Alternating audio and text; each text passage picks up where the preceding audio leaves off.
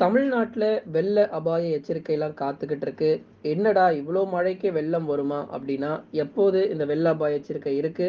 எந்தெந்த நாட்கள்ல, எந்தெந்த மாவட்டத்துல கனமழை இன்னும் ரொம்ப தீவிரமா இருக்கப்போது? இது எல்லாமே ஒரு ஆரம்பம் தான். வரும் நாட்கள்ல மழை எப்படி இருக்கும் அப்படின்னு சொல்லி தான் நம்ம பார்க்க போறோம். சப்ஸ்கிரைப் பண்ணாதவங்க வேகமா சப்ஸ்கிரைப் பண்ணுங்க. லைக் பண்ணலனா உடனே ஒரு லைக்க போடுங்க. நண்பர்களுக்கெல்லாம் தெரியப்படுத்த ஷேர் பண்ணுங்க. சப்ஸ்கிரைப் பண்ணா மட்டும் தான் அடுத்து வர மழையிலிருந்து நீங்க தப்பிக்க முடியும். தென்னிந்திய பகுதிகளின் மேல் வளிமண்டல கீழடுக்குகளில் காற்றின் திசை மாறுபடும் பகுதி நிலவுகிறது. ஏற்கனவே நிறைய பேர் கேட்டிருந்தாங்க, ஏதாவது புயல் ஏதாவது வந்துருச்சா, இல்லை என்ன திடீர்னு மழை பொழிவு தமிழ்நாட்டில் இவ்வளோ நாளாக வெயில் தானே வந்துகிட்டு இருந்துச்சு, இப்போ ஏன் இவ்வளோ மழை வந்துகிட்டு இருக்கு அப்படின்னு சொல்லி பலரும் கேட்டிருந்தீங்க. எதன் காரணமாக மழை வருதுங்கிறது தான் இப்போ நம்ம பார்த்துக்கிட்டு இருக்கிறோம். அதே போல குமரி கடல் மற்றும் அதனை ஒட்டிய பகுதிகளில் வளிமண்டல கீழடுக்கு சுழற்சி பொறுத்த வரைக்கும் நிலவி கொண்டிருக்கு. இதன் காரணமாக தான் தென் மாவட்டங்களிலும் மேற்கு தொடர்ச்சியிலையும் பலத்த மழை அப்படிங்கிறது வெளுத்து வாங்கிட்டு இருக்கு. நிறைய இடங்கள் 12 சென்டிமீட்டருக்கு மேல மழை வந்துகிட்டு இருக்குங்க. மேற்கு தொடர்ச்சியில 12 சென்டிமீட்டர் அப்படிங்கிறதே ஒரு கனமழையிலிருந்து ஒரு மிக கனமழை கிட்டத்தட்ட நமக்கு வந்தாச்சு. இந்த கனமழையினுடைய தீவிரம் ரொம்ப அதிகரிச்சிருக்கு. மிக கனமழையும் பார்க்க தான் போறோம். அதுல எந்த மாற்றமும் இல்லை. நிறைய இடங்கள்ல நமக்கு பலத்த மழை வெளுத்து வாங்கிட்டு இருக்கு. இரவு முழுவதும் கனமழையில நிறைய மாவட்டங்கள்ல பதிவாகி இருக்கிறது. தொடர்ந்து நம்ம பார்க்கலாம் எந்தெந்த மாவட்டத்துல இன்றைக்கு மழை வரப்போகுது. ஏன்னா கடந்த நேற்று அதற்கு முன்பதாக நல்ல ஒரு மழையை பார்த்தோம். இன்றைக்கு நாளைக்கு நாளை மறுநாள் எந்தெந்த மாவட்டத்துல மழை எப்படி இருக்க போகுது அப்படிங்கிறதையும் மிக தெளிவா நம்ம பார்த்துடலாம். முதலாவதாக தென் மற்றும் மேற்கு தொடர்ச்சி மலையொட்டிய மாவட்டங்கள். கண்டிப்பா நம்ம மாவட்ட வாரியாக பார்த்து தாங்க ஆகணும். ஏன்னா கமெண்ட் செக்ஷன்ல எங்க மாவட்டத்தை சொல்லவே மாட்டீங்கன்னு வேற சொல்லிடுறாங்க.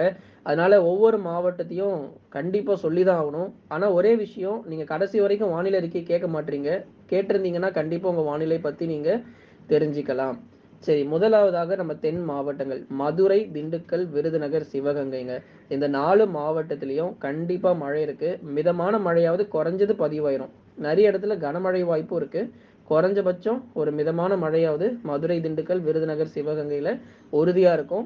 இந்த விருதுநகர் மாவட்டத்துல சில இடங்கள்ல கனமழை எச்சரிக்கை இருக்கு. இந்த விருதுநகர்ல இருந்து தேனி போற வழிகள்லாம் பயங்கரமான மழை இருக்கு. அதனால தொடர்ந்து எதிர்பாருங்க. நல்ல ஒரு தீவிரமான மழை பொழிவு. சிவகாசி, ஸ்ரீவில்லிபுத்தூர், ராஜபாளையத்துலலாம் கண்டிப்பா மழை ரொம்ப தீவிரமா இருக்கும்.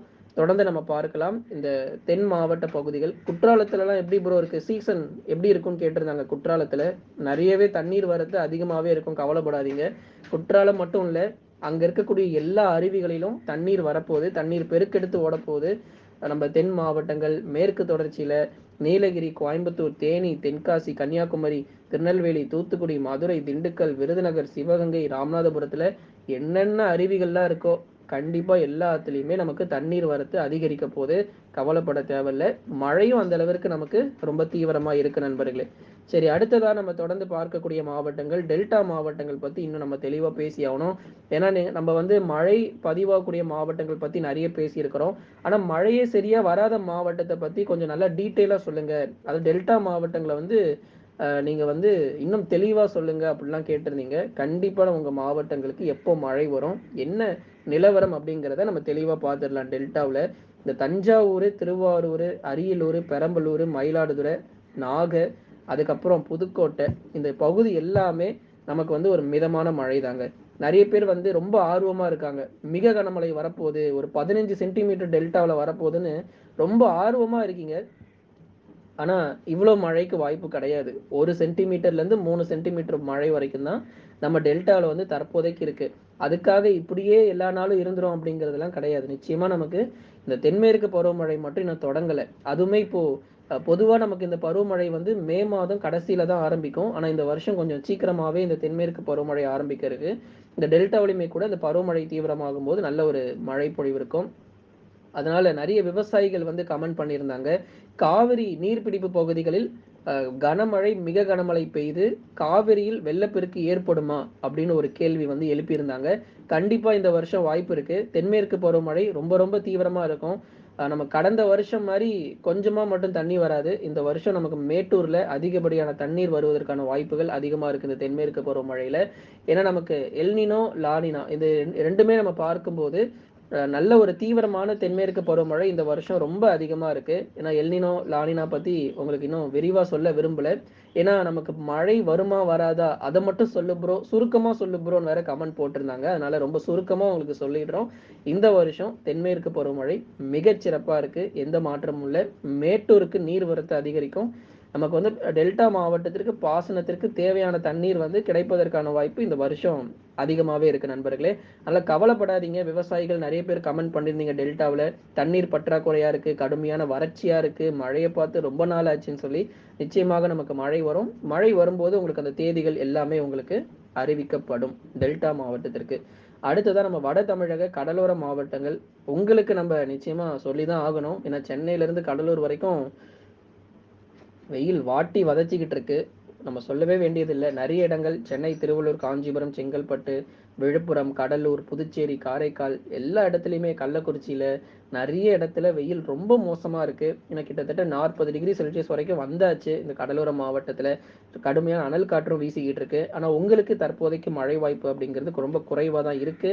ஆனா இந்த ஏப்ரல் கடைசியில கனமழை தீவிரமாகலாம் அப்படிங்கிற எதிர்பார்ப்பும் நமக்கு வந்து ரொம்ப அதிகமா இருக்கு கடலோர மாவட்டத்துல. அப்புறம் என்ன ப்ரோ உள் மாவட்டத்திற்கு மழை பொழிவுலாம் எப்படி இருக்கு? அதுதான் இப்பதான் நம்ம பார்த்தோம். காவிரி நீர்பிடிப்பு பகுதிகள், இந்த தமிழக, கர்நாடக எல்லையோர பகுதிகள், இந்த கிருஷ்ணகிரி, தருமபுரிலாம் வந்து மழை வராதா? இங்க கர்நாடகா மாநிலத்தில பெங்களூர்லலாம் எப்ப ப்ரோ மழை வரும்னு கர்நாடகால இருந்து கூட கமெண்ட்ஸ் வந்துகிட்டு இருக்கு. கர்நாடகா, கேரளாவுல இருந்து கமெண்ட்ஸ் வந்திருக்கு. அதுக்கப்புறம் நம்ம தமிழ்நாடு தான் மேக்ஸிமம் கமெண்ட்ஸ் வந்திருக்கு. தொடர்ந்து நம்ம எல்லாமே நம்ம பார்க்கலாம். கர்நாடக பகுதிகளுக்கும் வரும் நாட்கள்ல கொஞ்சம் கொஞ்சமாக நமக்கு மழை தீவிரமா இருக்கும். பருவமழை தொடங்குனதுக்கு அப்புறம் தான் கர்நாடகாவுல மிக கனமழை, அதி கனமழைலாம் பார்க்க முடியும். அதுவரைக்கும் மிதமானதிலிருந்து கனமழை மட்டும் தான் கர்நாடக மாநிலங்கள்ல பதிவாகும். அதேபோல கிருஷ்ணகிரி, தர்மபுரியில தற்போதைக்கு மழை வர வாய்ப்பு கிடையாது. கண்டிப்பா வரும்போது உங்களுக்கு சொல்றோம். வேலூர், திருப்பத்தூர், ராணிப்பேட்டை, திருவண்ணாமலை இந்த பகுதிகளுக்கு வெயிலுடைய தாக்கம் ரொம்ப அதிகமா இருக்கும். மழை வாய்ப்புகள் ரொம்ப குறைவு. சேலம், கரூர், நாமக்கல், திருப்பூர் மற்றும் ஈரோடு மாவட்டத்தில் ஏதாச்சும் சில இடங்கள்ல ஒரு லேசான மழை எதிர்பார்க்கலாம். ஓரிடங்கள்ல மிதமான மழை வருமே தவிர, ரொம்ப கனமழைலாம் அப்படியே ரொம்ப தீவிரமாலாம் இருக்க போறது கிடையாது. ஓரளவுக்கு நமக்கு ஆங்காங்கே பகுதியாக இந்த உள் மாவட்டத்துல மழை எதிர்பார்க்கலாம். தமிழ்நாட்டில் விரைவில் தென்மேற்கு பருவமழை தொடங்கும். அப்போது கண்டிப்பாக மேற்கு தொடர்ச்சி மலையொட்டிய மாவட்டங்களில் வெள்ள அபாய எச்சரிக்கை உண்டு. அதி கனமழை, ரெட் அலர்ட், அதீத கனமழை இது போன்ற மழை வாய்ப்புகள்லாம் நமக்கு இந்த ஜூன், ஜூலை மற்றும் ஆகஸ்ட்ல ரொம்பவே அதிகமா இருக்கு.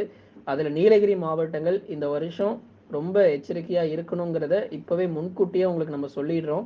ஏன்னா கண்டிப்பா இந்த பருவமழையில அதிக பாதிப்புகள் ஏற்பட போகுது நீலகிரி மாவட்டத்துல. அதனால நீலகிரி மாவட்ட மக்கள் இப்பொழுதே உங்களை தயார்படுத்திக் கொள்ளுங்க. தென்மேற்கு பருவமழை வரும்போது ரொம்ப ரொம்ப தீவிரமா இருக்கும். மேற்கு தொடர்ச்சியில தேனி, தென்காசி மற்றும் கோயம்புத்தூர் மாவட்டங்களிலும் இந்த வருஷம் நமக்கு நிறைய மழை பொழிவு அப்படிங்கிறது காத்துக்கிட்டு இருக்கு. அப்போ கண்டிப்பா நமக்கு வெள்ள அபாய எச்சரிக்கை உண்டு. தொடர்ந்து நம்ம கர்நாடக மாநிலங்களிலும் நிறைய இடங்கள்ல மழை வரப்போகுது அப்படிங்கிறதுனால நிச்சயமாக இந்த பருவமழை தொடங்கிய பிறகு பல பகுதிகளுக்கு வெள்ள அபாய எச்சரிக்கை கொடுக்கப்படும் நண்பர்களே. மறக்காம நீங்க லைக் பண்ணுங்க. ஒவ்வொரு நாளும் வானிலை அறிக்கையை கேட்டு பயன்பெற்றுக் கொள்ளுங்க. சப்ஸ்கிரைப் பண்ணுங்க. சப்ஸ்கிரைப் பண்ணாம விட்டுறாதீங்க. சப்ஸ்கிரைப் பண்ணுங்க. உங்க ஃப்ரெண்ட்ஸுக்கும் மறக்காம ஷேர் பண்ணுங்க. உறவினர்களுக்கும் ஷேர் பண்ணுங்க.